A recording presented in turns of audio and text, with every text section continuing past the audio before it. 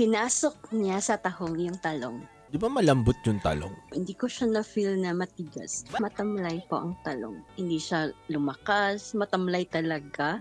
Nag-usap muna kami, tapos sabi ko, dyan ka na lang matulog sa kabilang kwarto. Tapos ako dito sa kwarto ko. Sabi niya, ayaw niya kasi natatakot daw siya. Wow, moves. Tumalikod lang ako sa kanya. Na-feel ko na yung isa niyang kamay nasa ulo ko na.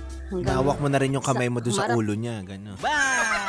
Humarap na din po ako sa kanya, tapos bigla na lang siyang humawak sa bewang. Nakapikit pa siya nun. Opo. Pikit pero ang galing kumapa. Maya-maya, bigla na lang gumalaw yung kamay niya kahit saan sa katawan ko po. Oh. So magkaharap kayo, tama? Dinilat mo na ba yung mga mata mo nung pagkakataong yun? Hindi pa din. Sinalikan niya na ako hanggang wala na. Kailan yung binuksan yung mga mata nyo? Puro kayo kapain ang kapain! Pinasok niya sa tahong yung talong. Di ba malambot yung talong? Hindi ko siya na-feel na matigas. Matamlay po ang talong. Hindi siya lumakas, matamlay talaga. Parang patong lanta. Ganon.